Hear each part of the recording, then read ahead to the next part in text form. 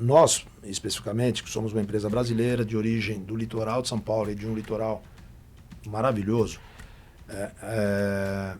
e uma empresa que herdou essas receitas de produto de fruta, que tem uma tradição na fruta, principalmente no coco, abacate, na melancia, etc., que as pessoas reconhecem a qualidade e a excelência desse produto. A gente, desde que a gente comprou a empresa, a gente vem fazendo um movimento no nosso departamento de marketing de assumir essa brasilidade cada vez de uma maneira mais forte.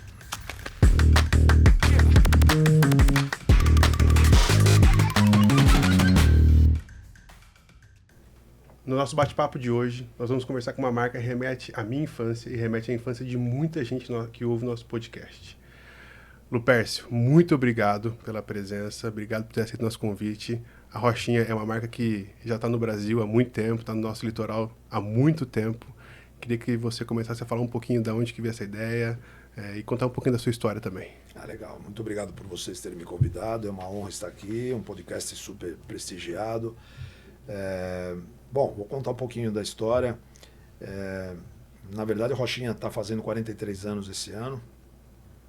Ela nasceu no litoral de São Paulo, em São Sebastião, de uma forma super despretensiosa.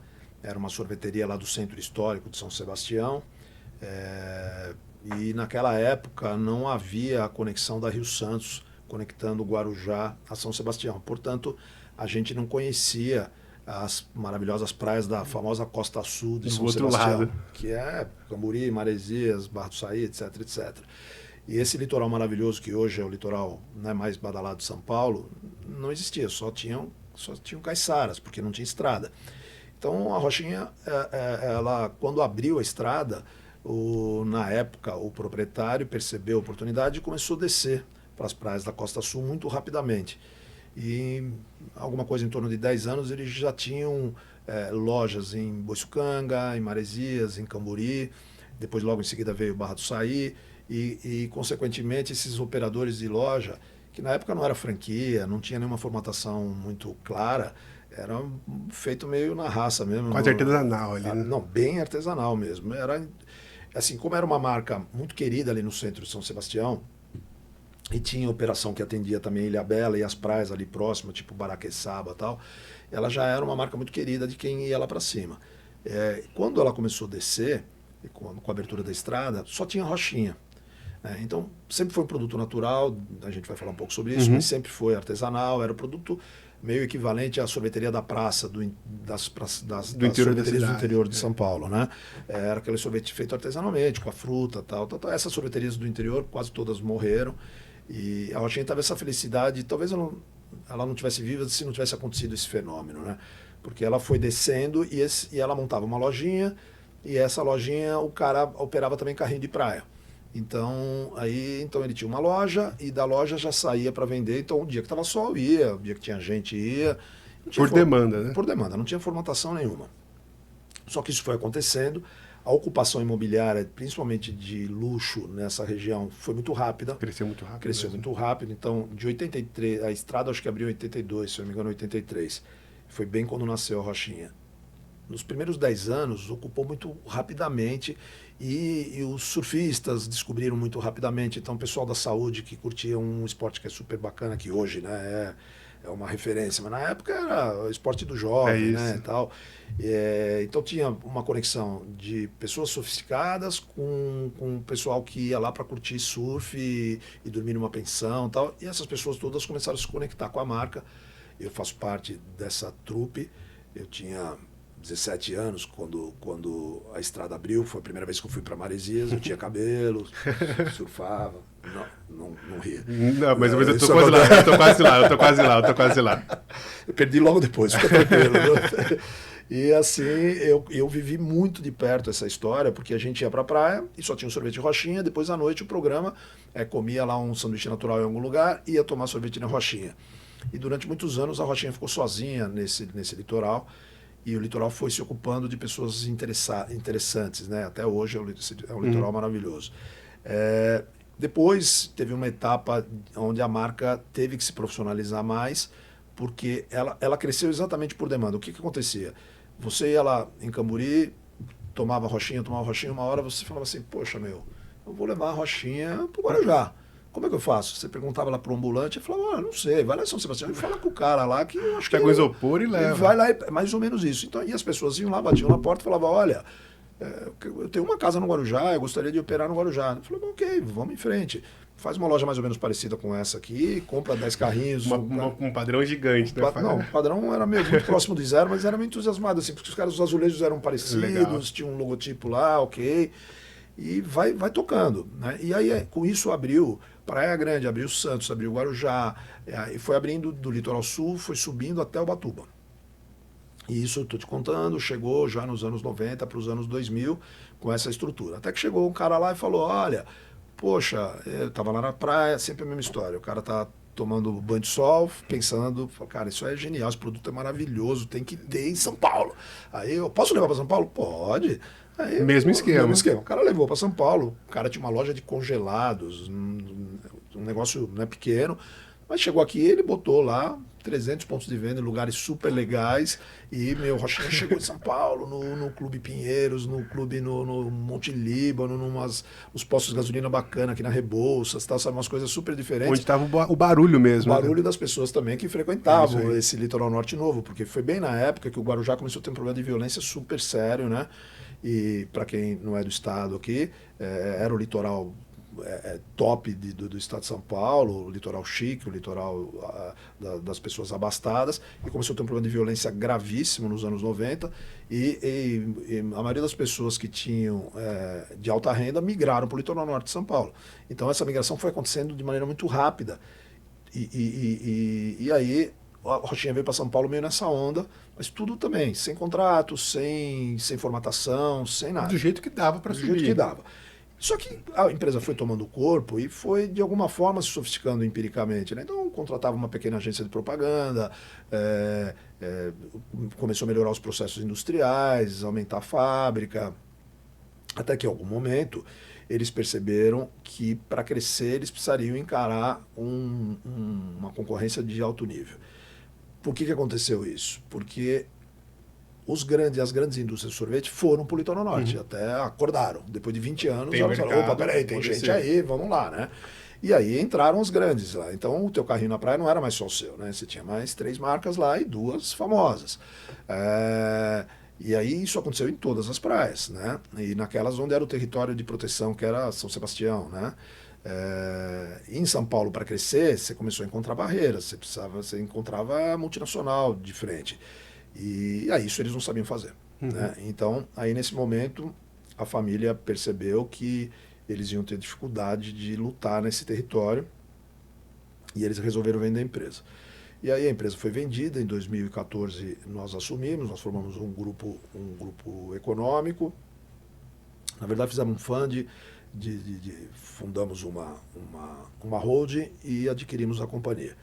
E foram em 2 fases. A primeira fase adquirimos ainda com a família dentro, foram para o conselho e nós assumimos a administração. E na segunda fase nós assumimos a empresa 100% já em 2016, há 10 anos atrás. E aí compramos 100% do capital da companhia e aí sim a gente conseguiu formatar todos os canais e começar a fazer um plano de crescimento agressivo usando todo esse awareness que a marca tem, que ela construiu durante esses anos todos. E por que acontece? Né? Você leva, meu exemplo é claro, né? Eu tenho 58 anos, eu comecei para lá quando tinha 17, 18. Pô, eu casei com 27. Minha filha foi o primeiro sorvete que ela tomou na vida, Rochinha na praia. Hoje ela tem 32, ela vai ser mãe, e esse ciclo está acontecendo, né? É um ciclo contínuo. Um ciclo contínuo. E naquela época, a gente minha mulher deu Rochinha para minha filha porque é o que tinha, mas a gente gostava e achava que era legal, que era saudável, mas não pensava muito nisso, eu acho. Acho que não estava na... A gente achava que era bom, que era gostoso. Não sei se discutia tanto essa qualidade. Acho que não. Mas era bom pra caramba, a criança adorava, todo mundo não estava feliz. Se a criança gosta, beleza. Tá tudo certo. Hoje não. Hoje não. Hoje tem uma baita discussão. A criança tem nutricionista desde o dia que ela nasce. Principalmente de classe AB, que é o nosso público, em detrimento, depois a gente pode falar um pouco disso, em detrimento do posicionamento geográfico. Né? Na verdade, a Rochinha é um fenômeno diferente. Ela tem um target que nasceu do posicionamento geográfico onde ela estava.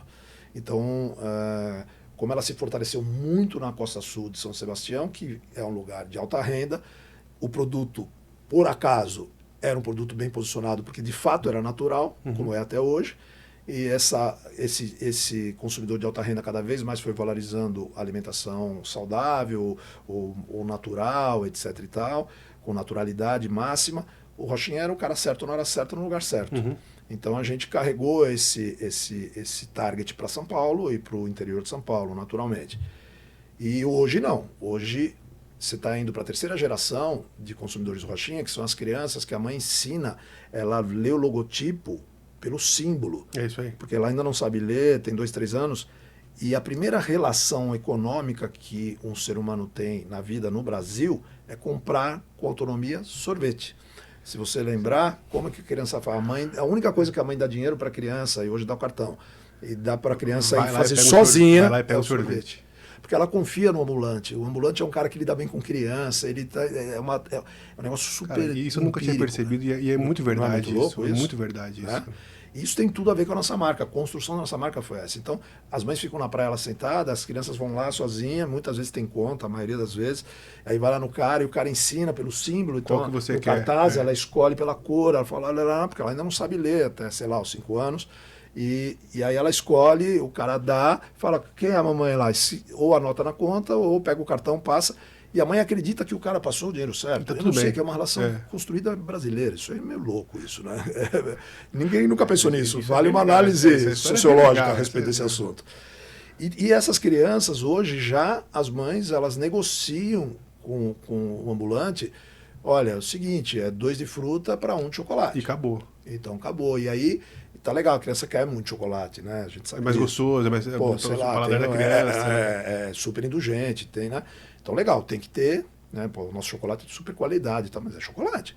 Bacana, mas o fruta, ela sabe que aquele melancia é feito de melancia. E tem um monte de criança que começa a fugir do chocolate.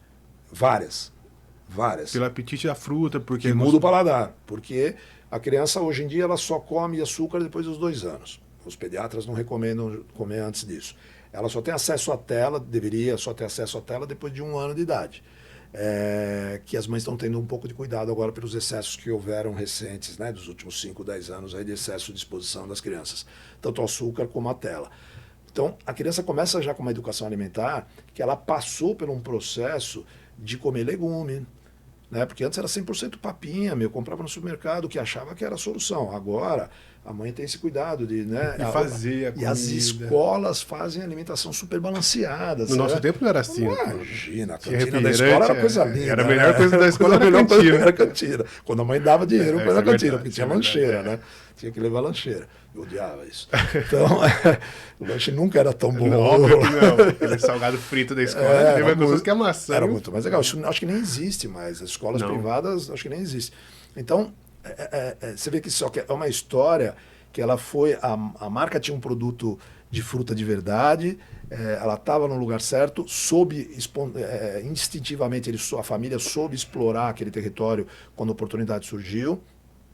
Depois, quando eles saíram, aí a gente profissionalizou. E aí nós pegamos todos esses valores da marca, formatamos eles, e aí nós partimos para a formatação dos canais, como tem que ser, obviamente. Então, hoje temos uma franquia formatada, os outros canais a gente vende em grandes redes de supermercado. Então, enfim, nós temos 5 canais de venda, todos eles são extremamente bem formatados, como tem que ser para uma empresa ter escala e crescimento. Então, enfim, no final, essa trajetória de 43 anos passou por isso, por um processo assim, muito, muito empírico de crescimento nos primeiros 30 anos, e depois, eu diria que muito bem formatado, e a gente está conseguindo transmitir para essa terceira geração esse amor pela marca, esse carinho, esse afeto que você abordou aqui na sua abertura. Que legal, cara. E é legal, Lupercio, porque é uma marca que vem ano a ano crescendo e melhorando, né? Eu acho que é notório. Acho que esse é um ponto bem relevante que você trouxe. Dando um passinho para trás, lá quando vocês ainda estavam de forma empírica crescendo, tudo, vindo para São Paulo, qual que foi o principal diferencial para vocês ganhar essa escala? Porque estava num micro mercado bem dominado. E aí, de repente, começou a aumentar a área de abrangência, aí veio para São Paulo e começou a crescer mais ainda. Qual que foi esse diferencial de vocês? Eu participo do projeto desde 14, onde eu entrei como acionista e socio desde essa data, né? Estou há 13 anos na direção da empresa. Eu conheço a marca como consumidor, o olhar de consumidor, desde que ela nasceu.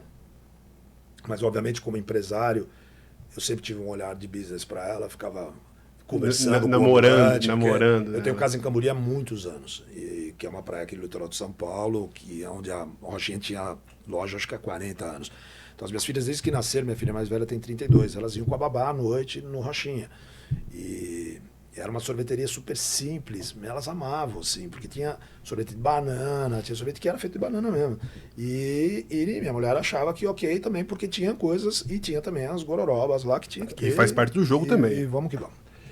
Então, assim, eu tinha um olhar como consumidor e como empresário, entendendo que aquela marca tinha um potencial gigantesco. O que eles me retrataram, de como que eles passaram essa fase do início, do final dos anos 90 para o ano 2000, que foi quando eles tiveram uma expansão mais expressiva, e aí eles deram com a cara na parede. Quando eles vieram para São Paulo, por exemplo, e montaram aqui, abriram mais ou menos 300 pontos de venda, e tinha uma demanda reprimida para a Rochinha monstruosa. Então foi muito fácil.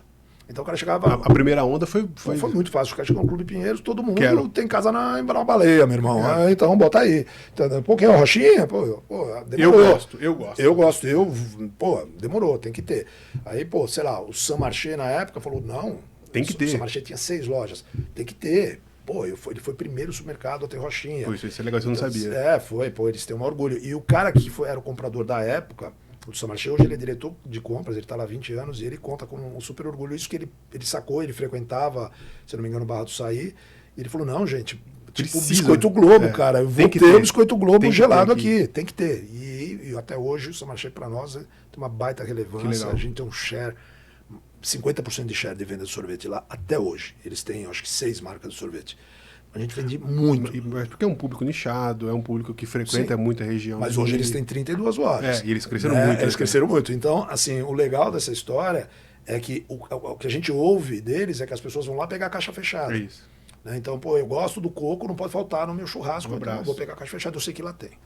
E a gente hoje tem 1.800 pontos de venda em São Paulo, mas as pessoas, a venda no Marché, por exemplo, a gente está falando aqui do Marché, não cai.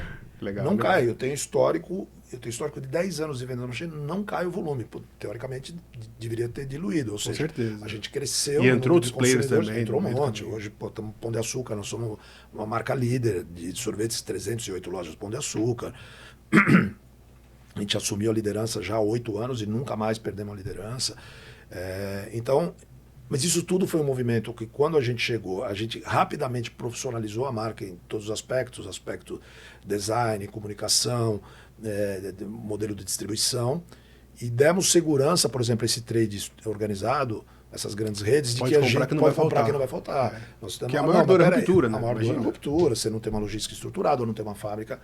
Então, e tem um episódio interessante, porque quando a gente comprou a empresa, eles tinham acabado de montar uma fábrica gigantesca lá em São José dos Campos.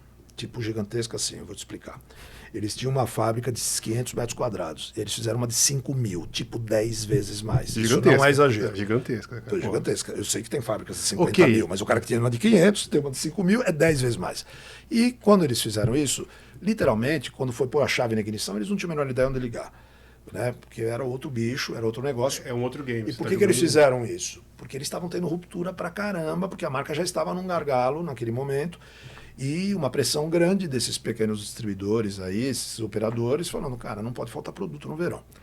E como a marca estava indo muito bem, eles construíram essa mega fábrica. Mas daí eles também, foi uma das questões que eles sacaram, que eles não tinham skill para tocar uma fábrica daquela. Né? E a gente herdou essa fábrica que tinha acabado de inaugurar. Então, legal, herdamos um passado meio maldito, porque era muito ociosa, muito grande. Por outro lado, tinha pista para acelerar. Então, beleza, vamos encarar. Beleza. Então, até hoje nós estamos lá na fábrica. Ela cresceu mais ou... Não. Dá para crescer, dá para ficar lá ainda mais uns 10 anos. Tá bem, sem fazer nada, nem um puxadinho. Que ótimo, nada. Não, tem uma câmera fria de 1.000 posições pallets que está desligada até agora. Deixa aqui. Então, assim, a fábrica é muito grande. Mas legal, tinha uma infraestrutura, a gente não se preocupou com isso. Aí, obviamente, nós tivemos que investir em tecnologia, não tinha sistema, não tinha RP, não tinha processos administrativos claros, etc. Então, nós tivemos que formatar a companhia praticamente do zero. Então, hoje nós temos o escritório administrativo, a sede em São Paulo, aqui em Moema, Então aqui fica toda a força de vendas, marketing, todo o overhead de finanças fiscal, etc e tal, RH fica tudo aqui em São Paulo. E na fábrica fica exclusivamente produção, inteligência de logística e qualidade. E compras, né? E fica lá na fábrica. E hoje nós temos um padrão logístico nível multinacional, sabe? Inclusive trouxemos time das grandes empresas de sorvete. Temos um padrão de logística, eu diria até talvez mais eficiente, porque a gente ainda não é tão grande e temos um modelo bem boutique, assim, sabe? Entrega D+1, D+2, então a gente consegue atender vários mercados com muita eficiência. Frota dedicada, tal. Então, quando eu cheguei lá, eles tinham um monte de caminhão e poucos motoristas, por exemplo, porque o cara achava que, sei lá, não sei. Dava para fazer alguma coisa. Não, porque quando apertava e dirigia, todo mundo dirigia. A mulher do cara, a filha do cara, todo mundo porteiro, ia pra operação e vai. Todo mundo dirigia. Era assim, verdade. Ok. Muito louco, né? Mas tinha um monte de caminhão. Tudo novo. Caminhão não faltava. Caminhão não faltava. Então, se você soubesse, você precisava saber. Eu não sei dirigir caminhão. Se ele tivesse me chamado, não ia ter sorvete entregue. Então, assim, era feito super no entusiasmo, assim, né? E a gente brinca, mas chegaram onde chegou, tem um puta mérito. A questão quando a gente chegou aqui para encarar o trade de verdade, a gente tinha que estar com um posicionamento muito bem definido de como é que pista que a gente ia navegar e como que a gente ia escalar a nossa produção, que era artesanal, sem perder qualidade. Esse foi um desafio monstruoso. Imagina. Esse foi um desafio monstruoso. O que a gente fez? A gente preservou as cabeças da área de produção. Então, gerente de produção, subgerente de produção, os 3 líderes de produção, blindamos os caras, pagamos faculdade, os caras foram estudar, capacitamos, isso é legal. demos um monte de curso, demos segurança para esses caras que eles ficaram... Fica com a gente que vocês estão bem. Eles ficaram apavorados, acharam que iam perder o emprego, acharam... Nós demos segurança, tranquilidade para eles, remuneramos bem e investimos nessa galera, contratamos muita consultoria até hoje, muita consultoria para ajudá-los. Eles passaram a pertencer ao mundo do sorvete, se capacitar realmente para o mundo do sorvete. Eles eram especialistas em rochinha, eles eram cozinheiros. Eles tinham uma cozinha grande que eles faziam lá o coco todo dia, na mão, na panela, tal, e ficava provando. Então, porra, legal. Muito louco, né? Como você faz isso em escala industrial? Impossível. Não, é possível. É possível? A gente conseguiu. Mas é um desafio. Dá um trabalho danado. Dá um trabalho danado. Por isso que, obviamente, as grandes multinacionais não fazem. Porque dá muito trabalho. Você tem custoso. Tem muito menos produtividade, o produto vai custar mais caro. Porque, poxa, quando eu faço o meu produto de coco, que é o carro-chefe que todo mundo ama, ele tem pedaços de coco gigantescos dentro do sorvete. Vai fazer isso? Em máquinas, não vai querer fazer. Em máquinas de alta produtividade superautomática, ele entope os bicos da máquina. Não passa. Então, as máquinas que as grandes indústrias usam, ele não produz esse tipo de sorvete. Então, você tem que usar uma máquina semi-artesanal turbo. Então, aí a gente vai atrás disso. Então, tem que ter máquinas semi-artesanais turbinadas e vão melhorar o processo. E aí, pensando em processo, engenheiro de processo. E aí, a panela que era o cara mexia com a mão, agora a panela tem um negócio que mexe sozinho, mas continua sendo feito na panela.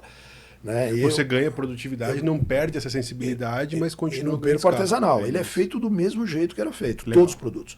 O limão, ele é espremido numa cozinha, em máquinas frescas, vai tudo para os baldes e vai para a linha de produção, limão puro. Não tem essência, não tem nada. O abacate, ele chega da fazenda, os caras ficam... Antes eles ficavam empiricamente olhando o abacate. Bom, como é o mesmo cara, eu confio que ele consegue olhar ainda. Mas hoje a gente tem uma maquininha que olha o brix da fruta e tal, né? Afrescalhamos o processo. Mas o cara tá lá... E acerta 99,9. Isso é legal, né? E põe no abacate. A primeira vez que eu cheguei lá, aí eu fui num dia que a gente estava em negociação, fui no outro dia, eu vi os abacates na caixa. Eu falei, cara, esse abacate não vai sair daí. Tá maturando. Calma, tá maturando. Quando chegar no ponto, a gente vai produzir. Respeito o processo. Cara, é muito legal isso, né? Respeito o processo. E até hoje é assim. Até hoje é assim. Então, a gente... Agora, o que a gente está fazendo, por exemplo? A gente está partindo para uma etapa de certificar produtor de abacate. Sim. Então, cara, eu quero comprar desse cara aqui. Porque ele já está na prateleira diferente, você já confia no cara. É isso aí. Então, vamos fazer um esquema, porque hoje tem tecnologia agrária para produzir o ano inteiro. Antes não tinha. Então você era obrigado a comprar fruta. Quem produz produto com fruta pura tem um baita desafio. Porque ou você só tem na season, ou você vai comprar um mais ou menos fora da season. Que aí né? a tua qualidade vai embora. E aí o consumidor fala assim, mas esse produto não tá tão doce. Tá fora da estação, ele não quer saber. Ele quer o do limão dele da estação. Ele quer igual. O abacaxi da Ele estação. quer o produto igual. É isso. Assim, toda a indústria que trabalha com fruta pura, por exemplo, a indústria de suco, existem algumas indústrias sofisticadas que trabalham com fruta pura, de fato, com mais teor de fruta nos sucos, eles têm o mesmo problema. Porque quando você está fora da estação, realmente a fruta ela é menor, ela tem menos brix, ela entrega menos. E isso era um problemaço lá na Rochinha, né? Eles paravam, por exemplo, de produzir. Chegava numa época que não tinha abacate, eles não faziam abacate. Não vai ter, não vai rolar.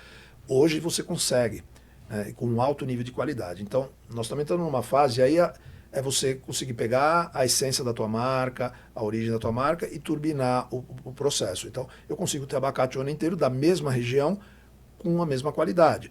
Então, poxa, isso é um avanço bastante grande. Então, nós estamos avançando no sentido de fruta por fruta agora, a ideia é começar a certificar os produtores e entregar isso ao consumidor. Né? Isso é difícil pra caramba. Isso é super complicado.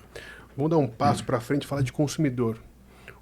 A gente falou um pouquinho antes aqui que o mercado de sorvete mudou muito, entrou muito novos players de fora, nasceram players muito bons aqui do Brasil também nesse período.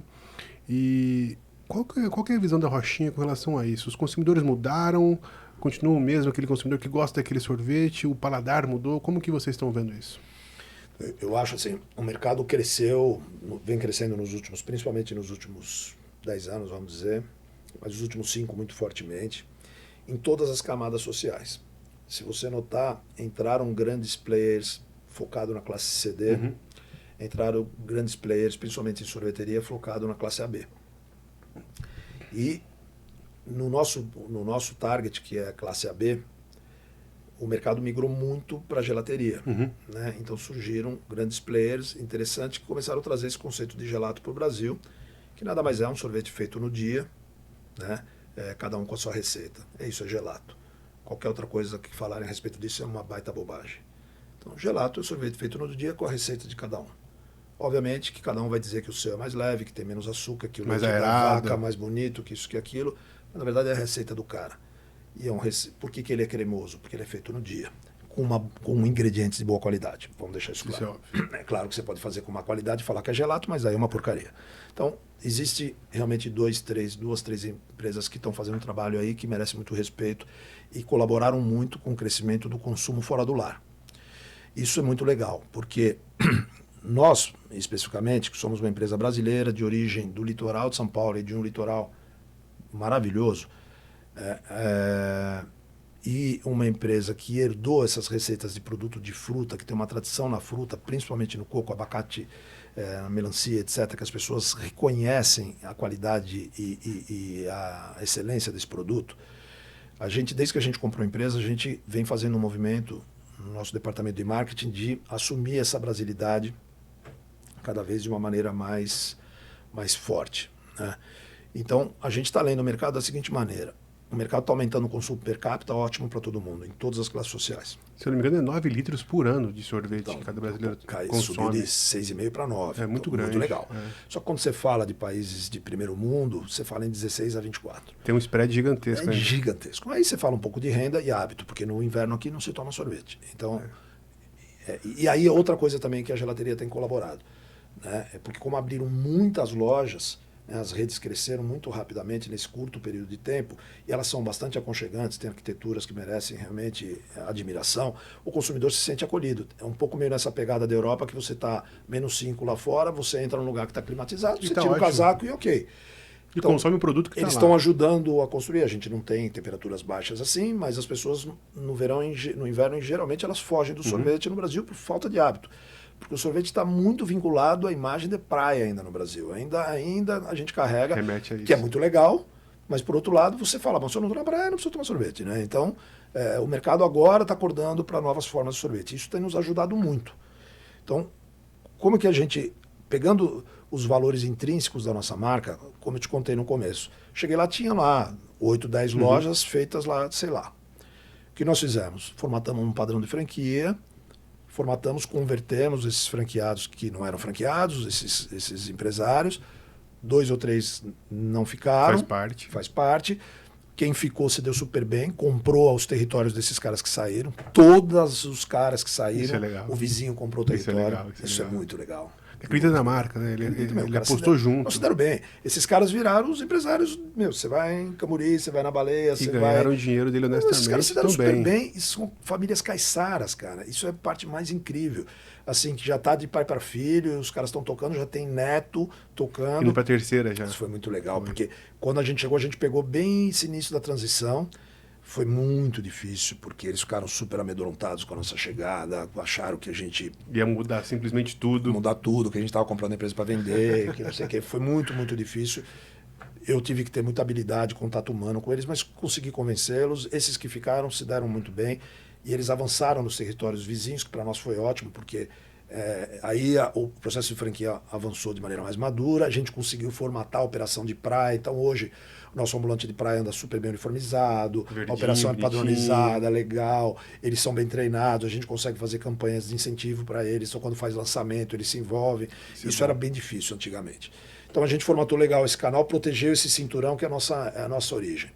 E aí a gente começou a avançar para os territórios, né, do Planalto, né? Grande São Paulo, interior, onde a gente tinha que trazer essa memória da praia e essa brasilidade para o dia a dia.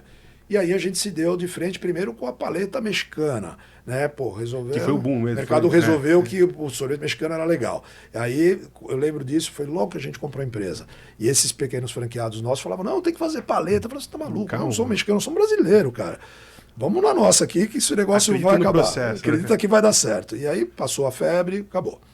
Agora depois veio a moda do sorvete americano, né? Entrou aí sorveteria americana de uma grande multinacional e pô, vai arrebentar o mercado. Foi uma onda, acabou, foi embora do Brasil. As duas foram embora do Brasil. As duas grandes marcas de sorveterias americanas. Que são fortes, muito fortes lá fora. Muito fortes não lá conseguiram fora. operar no Brasil. Não conseguiram. Foi voo de galinha as duas. Agora veio a onda dos italianos. Essa eu acredito que vai ficar, porque o Brasil adaptou esse modelo, essa veio para ficar. E aí, pegando até esse gancho dessa linha italiana de sorvete, a gente fala muito de collab, fala muito de experiência em loja. Isso faz diferença para o dia a dia do consumidor? Então, ter uma collab legal, ter um ambiente legal de loja? Isso faz toda a diferença. De tudo isso que a gente falou, eu diria que a onda que veio para ficar foi das gelaterias. Legal. Por quê? Porque teve primeiro um grande player que eu admiro muito, sou amigo do CEO, que fez com qualidade, cresceu com qualidade, é uma empresa que merece muito respeito e admiração de todos nós empresários. E esses caras pavimentaram o mercado e não foram os primeiros. Se você lembrar, nós tivemos grandes marcas nos anos 90 que tentaram, e alguma de uma grande empresa italiana que tentou fazer gelaterias e abriu no Oscar Freire, nos principais, e o negócio não foi para frente. Depois teve uma outra iniciativa também de uma família italiana que chegou a montar 6, 7 lojas em São Paulo, dizendo, eu vou acabar com o mercado, e não sustentou. Realmente, essa última onda, que nasceu há mais ou menos 10 anos, veio por uma empresa muito estruturada, num projeto muito bem feito, em seguida veio uma segunda, então estão havendo várias iniciativas individuais, de abertura de lojas individuais com muito boa qualidade. Legal. As pessoas estão tendo acesso a escolas de sorveteria, elas vão para a Itália fazer curso ou fazem aqui no Brasil. Isso ficou mais usual, né? Porque antes tinha uma barreira, né? Antes tinha uma barreira, obrigatoriamente você tinha que ir para Milão fazer. E era caro pra caramba. Depois surgiu uma primeira, se não me engano, a Carpegiani montou uma escola aqui na Oscar Freire, que eu acho que era, não sei se era a única, mas era, que eu saiba, era a única que tinha. Hoje você já tem mestres sorveteiros ensinando. Então, quando você pensa em empresariar, se você não quer a opção de franquia, você vai lá fazer seu curso. Se você tem capital, você contrata seu arquiteto, faz seu projeto. E tem muita gente fazendo isso com qualidade. Então, tem muita iniciativa individual de marca de monoloja com boa qualidade. E outras tantas que não dão certo e fecha muito rapidamente, como qualquer comércio. Então, essa categoria, eu acredito que ela veio para ficar porque ela está entregando, o consumidor está se enxergando, está gostando, está curtindo, funcionou. Aonde a gente se encaixa nisso? Dentro dessa turma toda, nós somos o único brasileiro. Isso... 100% brasileiro. 100%, e esse não tem como tirar da gente, né? Não tem, essa é a nossa história, essa história é verdadeira, isso é storytelling verdadeiro, não foi o marketing que criou. Então, Teve até uma marca que inventou uma história legal de que o palito era da de nona, Deus. né, cara? E eles O passaram avô. vou passar uma vergonha, né? Avô. Passaram uma vergonha. Eu conheço o cara que fez o sorvete. Né? O avô do cara era jardineiro, meu irmão. Ele veio pra cá com 3 anos de idade. Então, assim, não pode, né? Essas coisas não podem. pode mentir. Não pode. Não pode exagerar. Isso é bobagem. Assim, e era um baita projeto, hein, isso que você está falando. Sim. Baita, na minha opinião, um dos mais bem E o construídos. produto era bom também. Maravilhoso. Era bom, maravilhoso. A marca bem construída, tudo, mas não precisa. Não conta uma história dessa, depois não consegue cai sustentar, discreto, né? não consegue sustentar. Então, assim, não, nossa história é absolutamente original e verdadeira. O que a gente sacou? Que nesse movimento todo, depois que a gente comprou a empresa, foi quando essa onda da gelaterias aconteceu. Foi uma coincidência. Então, nós olhamos e falamos, bom, peraí, nós temos loja, nossa marca é muito forte no picolé, nossa origem é praia, mas, pô, a gente faz um sorvete de massa muito bom, a gente sabe fazer. Poxa, mas ele precisa se aprimorar mais, né? Porque essas gelaterias estão fazendo um negócio muito legal. Aí, pô, vamos embora. Então vamos para Itália. Tá dando certo, vamos para Itália, vamos entender o que esses esses caras fazem lá, vamos contratar consultorias, vamos juntar as pontas e vamos criar um sorvete de altíssima qualidade. E aí é uma reflexão que é oportuno a gente fazer. Gelato é sorvete, vamos entender. Sorvete é italiano, né? Ice cream em inglês. Então, a diferença é que o conceito que foi dado, o gelato é o sorvete feito na hora. Bom, muito bem, mas isso nem sempre é verdade. Tem gelaterias na Itália que o sorvete é feito numa central e é levado para a sorveteria, tá certo? E quando você fala dessas 2 marcas americanas que passaram por aqui, de luxo, o sorvete dele é feito numa fábrica. Um é, se não me engano, na Califórnia, outro sei lá onde. Vinha pra cá. E vinha pra cá de navio, meu irmão.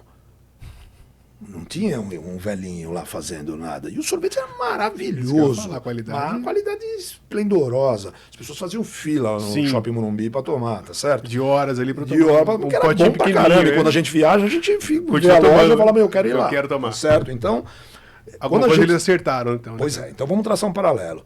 Pô, peraí. Se a Häagen-Dazs sabe fazer, por que não é possível fazer? Pode parar. Então não vamos. Então, assim, esse movimento de tentar tratar o sorvete de maneira pejorativa, eu acho isso muito ruim. Eu acho que os empresários tinham que começar a pensar um pouco antes de falar. Tá certo? O sorvete é sorvete. E você pode fazer com leite A, como eu faço, com creme de leite de alto teor de gordura animal, como eu faço, não tem nada de gordura hidrogenada, nada disso, e matérias-primas espetaculares, naturais, o chocolate melhor do Brasil, feito de bean to bar, tal, que é o que a gente faz, num processo dentro de uma indústria aqui em São José dos Campos e com uma logística que chega na loja no dia seguinte. Rápida. Claro, tá certo? Então, assim, é só você ter qualidade no processo, tá certo? De novo, né? Vinha de navio, vamos lembrar? E agora está 1 hora da tua loja. loja. Está 1 hora da minha loja, meu. Então, assim, é muito mais perto, né? A cadeia fria é muito menos sofrimento na cadeia fria. Então, você pode sim fazer um sorvete de alta qualidade. Obviamente que as características do sorvete feito na indústria que você abre na loja, ele tem uma característica diferente do sorvete feito na loja. Porque o sorvete feito na loja, ele ganha um outro tipo de cremosidade. Ele é mais cremoso mesmo. Ele é mais cremoso. E é aí que vem toda essa mística em cima disso. Só que o sorvete feito na fábrica de alta qualidade, ele tem uma textura espetacular, ele tem conteúdo, ele tem a dosagem de ar correto. Você pode, obviamente, durante muitos anos no Brasil, o sorvete que foi feito realmente era de muito baixa qualidade. Também tem isso. Né? E aí depreciou o produto. Isso também é fato. Aí ele depreciou a categoria. Gigantesco. Isso é verdade também. Ele depreciou a categoria. As empresas, a não ser aquelas da praça que fazia de fruta, o restante comprava pó e misturava num leite de baixa qualidade e gordura hidrogenada. Isso é fato. E, vou te contar, em grandes indústrias colaboraram muito por esse processo. Né? Muito, durante muito tempo. O consumidor não conhecia outra coisa e ficou nessa. Mas então, o paladar não retrocede. Isso depois é você pegou uma coisa boa, vai embora. Exatamente. Depois você pegou, você não volta. Né? O foguete não dá ré. Então, assim, ficou fácil denigrir o sorvete brasileiro por conta disso. Agora, tem muita gente fazendo coisa legal. Sim. E nós somos um deles. E o nosso consumidor super reconhece isso. Né? Você foi nesse final de semana agora... da Páscoa, eu estava lá na minha casa, lá em Camburi, a minha loja tinha fila que saía na rua, assim, de pessoas sofisticadas que vão lá de helicóptero, entendeu? O sorriso o sorriso daqui a aqui, a gente só ouve falar bem, as pessoas super encantadas, super felizes e tal. E as pessoas estão procurando lá a experiência de rochinha, daquele sorvete que ele encontra de rochinha, né? E que tem uma determinada textura que é diferente desse sorvete batido na hora. Sim. Essa é a diferença, ponto. Então é aí que para. E aí a experiência de loja, só complementando para você, para nós que somos multicanal, ela é muito importante porque é a hora que o cara está dentro de uma loja tem uma experiência de rochinha completa. Ele sabe onde ele está. Ah, isso é muito legal. É um território. Então, assim, a nossa arquitetura remete a uma arquitetura brasileira sofisticada. Então, a gente está chamando esse projeto nosso de franquia de Cremeria do Brasil. Legal. Né? Porque a gente ficou pensando assim, poxa, os caras se chamam de gelateria, e Como como é que nós vamos criar uma categoria, porque, falar de sorvete, está todo mundo falando mal de sorvete. Aí ele falou, não, peraí. Vamos mudar de prateleira. Vamos mudar de prateleira. E aí a gente registrou, inclusive, esse nome. É Cremeria do Brasil. Então você está dentro, sabe, de uma cremeria, de um lugar com sorvete de altíssima qualidade, com uma arquitetura tão legal quanto, mas com uma bossa brasileira. Então tem um reboco baiano super transado, a decoração de artesãos aqui do litoral norte, um super conforto, mesmo nível de conforto que a Gelateria Expresso, uma arquitetura super bonita. O cara se sente numa loja de sorvete bem legal, com uma cara de Brasil chique. Né? O Brasil que deu certo, esse Brasil que está se vendendo bem lá fora. Então, a gente está ocupando um espaço no sorvete que algumas empresas na moda já ocuparam brasileiras, que algumas empresas no chocolate já se ocuparam no Brasil, e a gente está ocupando esse espaço no sorvete. Esse elo é fantástico, né? Porque tem espaço para todo mundo com essa brasilidade. Claro Só que que alguém tem que se apropriar. E você não pode ter vergonha, né? Não, você tem que meter a cara e Se fazer. você se encolher e falar assim, irmão, fazia um sorvete ruim a vida inteira, então, pô, eu tô fadado a ser conhecido por ser um sorvete porcaria, o bom é o italiano. Não. Negativo. Já tomei muito sorvete ruim na Itália, inclusive. Muito. A Itália é todo ano, tá certo? Então, assim, não é assim, não. E na Itália, os caras nem se entendem. Você já conhece italiano? Sim. Eles são muito legal de ser amigo, né? Mas vai lá fazer negócio com eles. É difícil. O vizinho, o Giovanni, não gosta do Giuseppe, que não gosta do não sei É uma briga eterna ali, né? e aqui, né? É muito. Né? Então, não é que porque é italiano que é bom, não. É porque tem alguns projetos que são bons. Sim. E tem projetos no Brasil que estão sendo muito bons e estão sendo reconhecidos pelo consumidor. Ótima categoria, sobe, todo mundo ganha. Todo mundo ganha, acho que esse é o ponto. A gente falou um pouquinho atrás sobre a qualidade e o cuidado que vocês têm com o produto de vocês, com a matéria-prima, perdão. Saudabilidade, você acha que é uma onda que vem, que vai mais? Ou não volta nunca mais. Ficou, não tem jeito. E aí teve dois fenômenos, né? Como eu falei para você, eu estou há 13 anos aqui. Logo no segundo ano, os primeiros anos foi muito botar de pé a operação, porque a fábrica era muito incipiente, né? A companhia era muito incipiente. A partir do terceiro ano, foi quando a gente foi para mercado de verdade, onde eu vim do café. Trabalhei com Café Expresso 25 anos da minha vida. E aonde é o berço do Café Expresso? Itália. Sim. A Itália planta um pé de café. Acho que nunca deixou nem perto, né, cara? Não vai. Não só vai no trópico pro café. Não tem pé de café. Só que os caras são bons de mecânica, né? O que eles fizeram? Inventaram a máquina de Café Expresso. Sim. Pô, genial. Depois eles falaram, o que eu faço com essa máquina? Eu vou escolher as melhores matérias-primas do mundo e vou passar na minha máquina. E aí eles ficaram famosos por ter o melhor café do mundo. Acertaram o ponto acertaram o blend. Torra. Os caras são geniais. Os caras têm a máquina, o cara que mistura o blend que é produzido no Brasil. Muito bom. Não é? E o Brasil vendeu café ruim pra gente uma vida inteira. Também era um mercado fadado a ficar no poço o resto da vida. Tinha os IBCs da vida lá que tinha café de... um inferno. E a gente conseguiu reposicionar isso. A história é a mesma com o sorvete.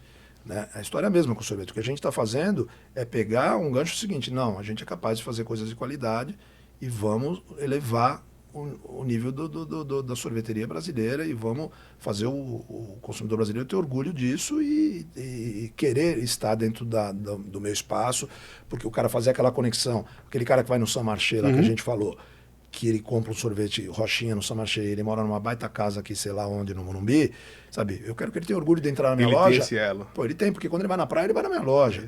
Ele vai de chinelo e bermuda. Ele vai de chinelo e bermuda, e aqui, quando ele tá de terno e gravata, ele fala, Rochinha lá, aqui na minha casa. Essa é a pegada, né? E é isso que a gente está construindo como marca. Esse é o desafio agora de expansão que nós temos. Então, com esse novo formato da Cremeria do Brasil, a gente está fazendo um esforço enorme, fazer uma expansão de franquia. A ideia, inicialmente, Sudeste, e depois para onde o vento levar. A gente já entra nesse bloco, mas antes, no último podcast que a gente gravou, a gente abriu um novo quadro, que é a pergunta da audiência. Então, eles mandaram 2 perguntas aqui. Manda lá. O primeiro foi, o sorvete deixou de ser um produto para virar uma experiência? Acho que a gente já respondeu algumas... não sei se deixou de ser produto, mas virou uma experiência, sem dúvida. E a segunda dúvida aqui, a Rochinha nasceu no litoral norte. E era uma marca muito relevante lá, continua sendo. sendo. Né? Continua sendo. O que vocês tiveram de diferente aqui em São Paulo? Que também teve um boom gigantesco. Na verdade, eu acho que assim, o passo 1 foi... Porque assim, vamos pensar que a marca ficou 30 anos só no litoral norte. Então as pessoas... Vamos imaginar qual é a rotina de quem tem casa na praia. O cara vai no máximo 2 vezes por mês fazendo esforço. Legal. O cara que tem casa na praia. O cara que não tem casa na praia, que aluga uma pousada, ele vai talvez 2 vezes por ano. O cara que vai na casa do cunhado, é um Natal sim, um Natal não. Quando é convidado. Quando é convidado. Então, quando deu trabalho do último Natal, aí você pode ir pro outro. Não, agora meu cunhado, agora é o seu. Cada um aguenta, né? E aí o que acontece com isso? O cara ficava com uma memória afetiva, ele ia lá, comia o sorvete de abacate, depois ele ficava 1 ano sem tomar sorvete. Só esperando o Então, cunhado chamar de novo. Tinha uma demanda reprimida monstro, tá certo? Então, essa demanda foi furada no primeiro bloco que eu contei para vocês, há 20 anos atrás, e quando nós chegamos com uma estrutura bacana, e aí nós levamos primeiro o Rochinha para perto da casa de todas essas pessoas que... Diminuiu esse last mile para os caras. Muito, né? Ele passou a encontrar na sua esquina, e começamos a ir para outras fronteiras, que é aquele consumidor muito eventual de Rochinha, que tomou uma vez ou ouvia falar, né, mas que ele não tem o hábito de ir para o litoral norte, porque vamos pensar que tem muita gente que só vai para o litoral sul. Então, no litoral sul, a gente não tem tanta presença de marca. Nós temos uma loja na Praia Grande, uma loja em Santos. Santos a gente tem operação de praia também. Mas nós não somos tão fortes como somos no litoral norte. Então, assim, aí em São Paulo e depois no interior de São Paulo, a gente foi rompendo novas barreiras e trazendo novos consumidores para essa história. Então, o desafio da marca agora é contar essa história que eu estou contando para você para os novos consumidores. Para o cara falar, cara, eu vou ouvir falar, mas eu nunca tinha experimentado. A gente vai ouvir muito isso. Aí o cara experimenta a primeira vez e fala, é incrível, cara. E aí o pai dele fala, não, isso é igualzinho de quando eu tomei lá com a sua mãe. 40 anos atrás, 30 anos atrás. Nós abrimos um ponto de venda em Ribeirão Preto, uma história rápida. Ribeirão Preto é uma cidade muito rica, todo mundo sabe disso, lá Califórnia brasileira e tal. Abrimos um ponto de venda numa loja, uma delicatessen. E aí eu tenho uma filial lá. E aí um dia eu fui na minha filial e aí o meu gerente foi me levar a visitar uns pontos de venda. E aí eu cheguei lá, cumprimentei o cara, eu tenho esse hábito de lá ouvir o varejista, tal, pô, como é que tá indo, como é que não tá. E aí o cara falou, olha, eu coloquei seu produto aqui porque o vendedor insistiu muito e falou muito dessa história. E aí aconteceu uma coisa estranha. Veio um casal aqui e aí a moça começou a chorar quando olhou o freezer. E aí o cara contou que eles se conheceram no Guarujá, tomando Rochinha. E aí o cara foi embora, daí ele voltou sozinho e comprou quase tudo que tinha aqui dentro para fazer um churrasco no final de semana. Então, assim, esse cara lá de Ribeirão Preto vai contar para um monte de gente. E aí o nosso marketing agora tem que vir pavimentando tudo isso, né? Porque essa história tem que começar a ser contada de alguma forma para que as pessoas façam essas conexões e falem, meu, olha que legal tem isso. Tem um link, né? Bom, tem um né? link, porque meu Ribeirão Preto está 470 quilômetros de Cambori, né, meu? Não dá para ir todo dia. Não tem como. Não e não dá para ir toda semana ali. Vamos dar um passo para frente, falar de futuro. O que vocês estão planejando para a Rochinha nos próximos anos? Acho que assim, na verdade, uma tomada de território muito forte no interior de São Paulo. Legal. Né, que a gente ainda tem muito a explorar. Nós somos, como eu falei, multicanal. Nós temos um canal que a gente chama Pequeno Varejo, onde a gente atende bares, restaurantes, padarias, que é o impulso mesmo do checkout, que é um freezer no checkout, você está saindo e você, pô, tá calor, tá legal, tô afim de tomar um sorvete, vai lá e toma. Isso é muito relevante pra gente. Depois nós temos outro canal que é o autosserviço, que é basicamente supermercado, que a gente vem trabalhando muito fortemente. Depois o outro canal é a operação de praia, onde nasceu o negócio. Não vai deixar nunca. Porque não pode deixar, então é uma fortaleza que a gente tem que cuidar sempre, o tempo todo. Depois o canal de eventos, que, meu, é impressionante o que a gente faz de evento. Assim, cara, as Big Techs, todo mundo conhece, esses caras não têm festa de Natal sem Rochinha aqui em São Paulo. Que legal, cara. E tem uma delas, assim, que o CEO pediu pra gente mandar a roupa do ambulante, porque ele quis entrar empurrando o carrinho como ambulante. Se eu falar o nome, você não acredita, entendeu? Você é a maior empresa do mundo. Então, assim, esses caras têm casa na praia, esses caras têm uma conexão eles com a marca. Dessa bossa, eles gostam e é uma baita bossa. A gente faz muito casamento, muita festa corporativa, tal, então é um departamento muito legal, assim, que a gente tem um carinho enorme. A gente patrocina o Allianz Parque aqui em São Paulo já há 6 anos, então pô, é a principal arena do Brasil. E todos os shows, eventos de futebol. E o time também está ajudando, então? Pô, infelizmente, o time não está ajudando. Então, assim, eu sorrio na jurídica e choro na física. Então, o Palmeiras vai até o final, eu fico torcendo só para perder no último jogo. Mas não está adiantando nada, os caras estão ganhando tudo. Impressionante. Então, assim, então a gente começou a tomar um corpo mais relevante. Nesse sentido, fizemos Fórmula 1, fizemos alguns eventos. Então, assim, chamado... Um grade legal. Não, e chamado pelos caras, assim, o diretor falou, eu quero não vocês foi ao aqui. contrário, falou, cara, pelo amor de Deus, me coloca aí. Não foi ao contrário. Então, assim, a marca penetra carnaval, tal, a gente é chamado por grandes bandeiras para participar de eventos de grande repercussão, muito por essa simpatia da marca e qualidade do produto. Então, esse canal de eventos nos traz coisa muito interessante. Depois, franquia, que é um canal que agora realmente... Eu vim de franquia, né? Eu comecei a minha carreira com franquia. Fui um dos primeiros consultores de franquia do Brasil, no começo dos anos 90. Então, a franquia também era uma bagunça. Puta, não tinha lei. Não era o franchising. A lei foi promulgada em 94. Eu comecei em 92 fazendo curso, depois fui para os Estados Unidos, voltei e tal. E eu assessorei um monte de marca de franquia. Então, assim, eu nasci nesse negócio.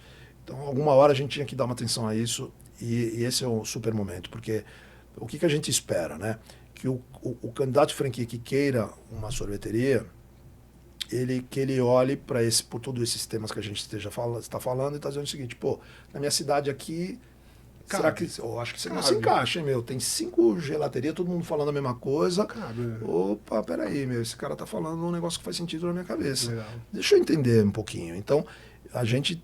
está botando uma fé nesse projeto, começamos a turbinar ele, na verdade, em janeiro do ano passado, inaugurou a primeira loja, agora as lojas antigas estão tudo entrando em processo de reforma, já estamos com, acho que 6 lojas reformadas, e é um canal que a gente acredita que vai dar um novo caminho para a marca, realmente, um caminho de crescimento bastante grande. E um outro canal que a gente está fazendo uma aposta enorme é no food service. Por quê? Porque grandes marcas, essas marcas que foram embora do Brasil, por exemplo, fizeram há 15 anos atrás um excelente trabalho no food e foram embora. E deixou uma pista toda aberta para marcas estruturadas, né? Então tem um monte de gente pequenininha fornecendo no food service hoje, sem presença de marca, é mais fornecimento de uma matéria-prima, produto para montagem de sobremesa, e a gente percebeu isso.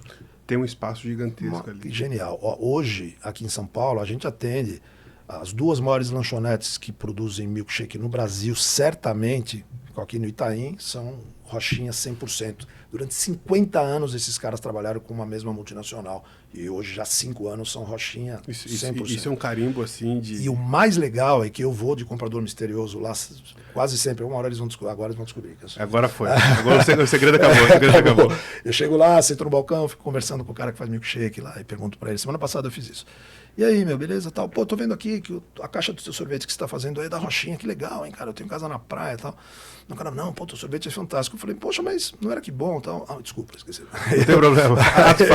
Ato falho. Não, era, mas, meu... Mas mudou. As pessoas, quando veem que é Rochinha no cardápio, elas chamam a gente e falam, meu, qualidade tá fantástica, que legal, que surpresa positiva. Isso é legal, quando você olha no cardápio e tem um brandzinho, cara, de alguma marca legal. Que você gosta, assim, putz, você fala, olha, é isso, faz sentido, né? O cara tá entregando o que eu quero.